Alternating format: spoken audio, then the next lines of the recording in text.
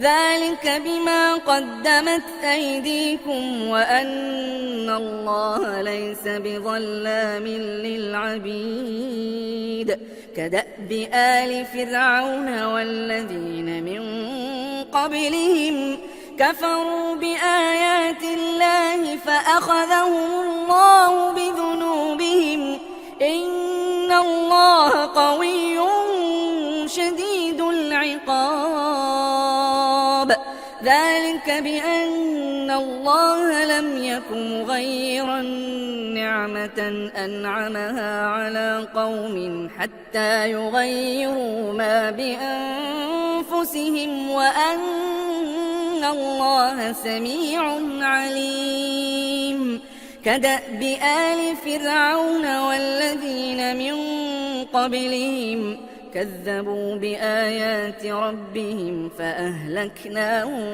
بذنوبهم وأغرقنا آل فرعون وكل كانوا ظالمين إن شر الدواب عند الله الذين كفروا فهم لا يؤمنون الذين عاهدت منهم ثم ينقضون عهدهم في كل مرة وهم لا يتقون فإما تثقفنهم في الحرب فشرد بهم من خلفهم لعلهم يذكرون وإما تخافن من قوم خيانة فانبذ إليهم على سواء إن الله لا يحب الخائنين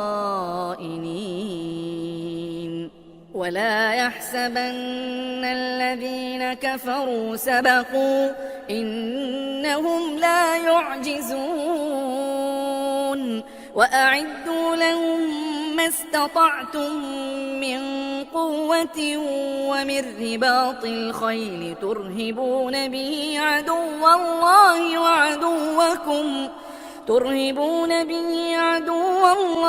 وعدوكم وآخرين من دونهم لا تعلمونهم الله يعلمهم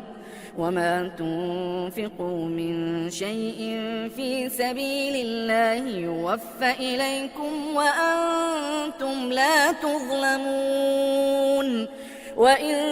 جنحوا للسلم فاجنح لها وتوكل على الله إنه هو السميع العليم